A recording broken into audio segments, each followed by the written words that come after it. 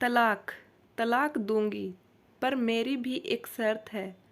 जब मैं रात को घर पहुंचा तो मेरी पत्नी ने खाना लगाया। मैंने उसका हाथ अपने हाथों में लिया और कहा, मुझे तुमसे कुछ ज़रूरी बात कहना है। वो शांत बैठकर खाना खा रही थी। उसकी आंखों में कुछ दर्द सा साफ नज़र आ रहा था। अचानक मुझे नहीं पता कैसे कहूँ, मगर मुझे उसे बताना ही था। मैंने बड़ी शांति से कहा, मुझे तलाक चाहिए। लगा जैसे उसे मेरे शब्दों से कुछ फर्क नहीं पड़ा, बल्कि उसने मुझसे पूछा, क्यों तलाक चाहिए? मैंने उसके सवाल को अनसुना किया तो उसे गुस्सा आ गया। उसने चम्मच उठाकर फेंक दिया और ज़ोर से चिल्लाई, तुम इंसान नहीं हो। उस रात हमने एक दूसरे से बात नहीं की। वो रो रही थी। मुझे पता था कि वो जानना चाहती थी कि आखिर ऐसा क्या हुआ जो हमारा रिश्ता टूटने की कगार पर आ गया, पर मेरे लिए उसके सवालों का जवाब दे पाना नामुमकिन था। मैं अब किसी और से प्यार करने लगा हूँ। अब मुझे उससे प्यार नहीं रहा। मैंने उसे उसके बरसों के प्यार की सज़ा दी थी। भरे मन से मैंने तलाक के पेपर तैयार किए। उसमें लिखा था कि वह पूरा घर, कार और कंपनी की 30% शेयर ले सकती है इस तलाक के बदले में। लेकिन उसने इन पेपर्स को देखा और उनके टुकड़े टुकड़े कर दिए। वो औरत जिसने मेरे साथ जीवन के 10 साल बिताए थे, वो आज मेरे लिए अनजान हो चुकी थी। मुझे इन 10 सालों का जो उसने मेरे लिए बर्बाद किए, मगर मैं क्या करूं? जो हो चुका उसे मैं बदल नहीं सकता था, क्योंकि मैं किसी और से, अपनी पत्नी से भी ज़्यादा प्यार करने लगा था। आखिरकार उसके सब्र का बांध टूट गया और वो फूट फूट कर मेरे सामने रोने लगी। मेरे लिए उसका रोना एक तरह से उसकी रिहाई की तरह था। तलाक की ये बात जो कई दिनों से मुझे परेशान कर रही थी, अब बिल्कुल साफ हो चुकी थी। अगले दिन मैं घर काफ़ी लेट आया। मैंने देखा कि वो टेबल पर बैठकर कुछ लिख रही थी। मैंने शाम का खाना नहीं खाया था, लेकिन फिर भी मैं सीधे ऊपर जाकर अपने कमरे में सो गया, क्योंकि पूरा दिन पूजा के साथ रहने और कई जगह घूमने के बाद मैं थक गया था। वो शायद रात को उसी टेबल पर लिखते लिखते सो गई थी। सुबह उसने तलाक देने की शर्तें बताई। वो मुझसे कुछ भी लेना नहीं चाहती थी। उसे सिर्फ तलाक से पहले 1 महीने का समय चाहिए था। उसने आग्रह किया कि इस महीने में हम दोनों वही पुराना वाला जीवन जिए जितना संभव हो सके, क्योंकि आने वाले महीने में हमारे बेटे की परीक्षा है। वह नहीं चाहती थी कि हमारे टूटे रिश्ते का प्रभाव उसकी पढ़ाई पर पड़े। मुझे भी यह ठीक लगा, मगर वो कुछ और ही चाहती थी। जैसे शादी के दिन मैं उसे उठाकर अपने शयन कक्ष तक ले गया था, उसी तरह हर रोज़ 1 महीने तक मैं उसे शयन कक्ष से उठाकर मुख्य द्वार तक ले जाऊं। मुझे लगा यह पागलपन है, मगर इन आखिरी दिनों को थोड़ा अच्छा बनाने के लिए मैंने उसकी यह शर्त स्वीकार कर ली।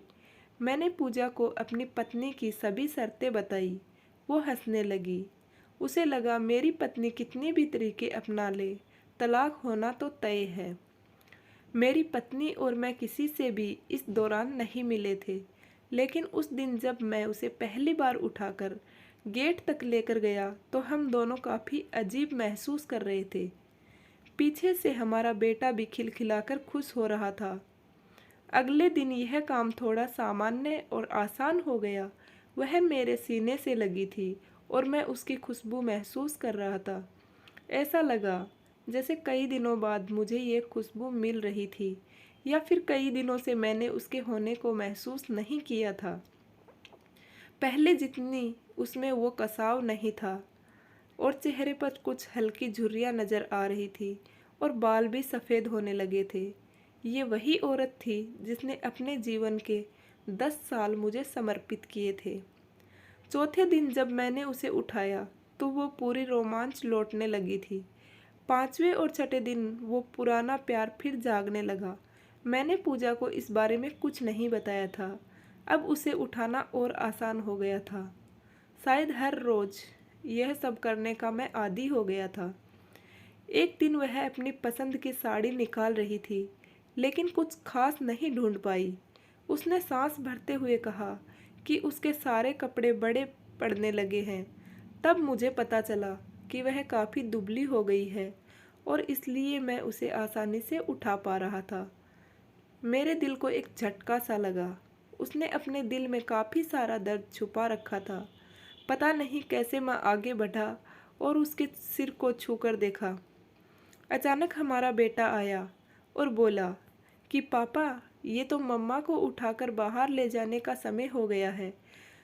उसके लिए अपने पापा द्वारा मम्मा को इस तरह उठाकर ले जाते हुए देखना जीवन का अभिन्न हिस्सा बन गया था।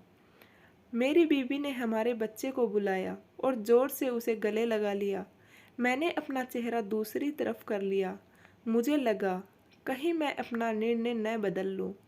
मैंने अपनी पत्नी को रोज की तरह उठाया और बेडरूम से सिटिंग रूम होते हुए हॉल तक लाया। उसने प्यार से अपने दोनों हाथ मेरी गर्दन के आसपास रख दिए। मैंने उसे जोर से पकड़ रखा था, मगर उसका इतना कम वजन मुझे परेशान कर रहा था। महीने के आखिरी दिन जब मैंने उसे उठाया तो मेरे लिए एक कदम भी चल पाना मुश्किल हो रहा था।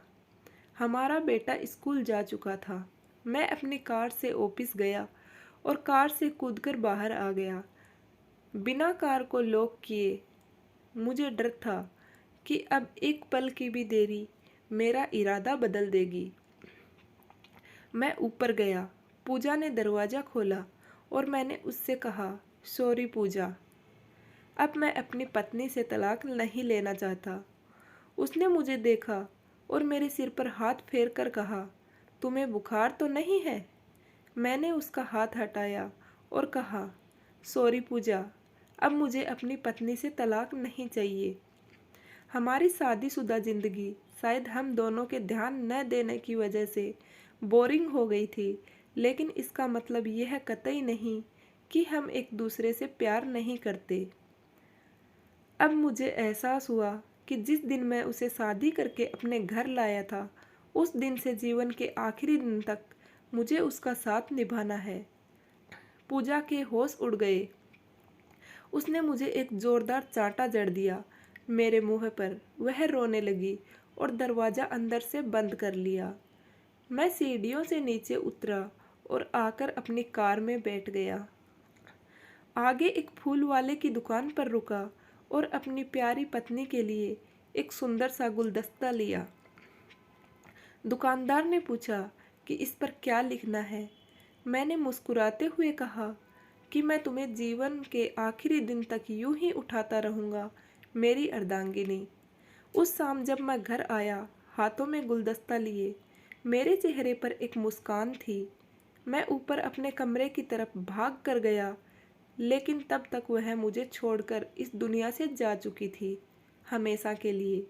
वो कई महीनों से कैंसर से लड़ रही थी, लेकिन मैं पूजा के साथ इतना खोया हुआ था कि कभी ध्यान ही नहीं रहा। उसे पता था वह जल्दी ही मुझे छोड़कर जाने वाली है, इसलिए वह मुझे और मेरे बेटे के रिश्ते को टूटने से बचाना चाहती थी। मैं नीच उससे तलाक लेना चाहता था, लेकिन फिर भी उसने मुझे अपने बच्चे की नज़रों में एक प्यारा पति और पिता बना दिया था। जीवन की छोटी छोटी बातें रिश्तों में बहुत महत्व रखती हैं। बड़ा घर, बड़ी कार और बैंक बैलेंस से खुशियों का हिस्सा जरूर बन सकते हैं, मगर अपनों के बिना इसकी कोई कीमत नहीं। उम्मीद करती हूँ ये कहानी आपको पसंद आई होगी। कहानी के बारे में आपकी क्या राय है, कमेंट करके ज़रूर बताना। अगर कहानी पसंद आई हो तो वीडियो को लाइक करें और चैनल को सब्सक्राइब करें। पूरा वीडियो देखने के लिए आपका बहुत बहुत धन्यवाद।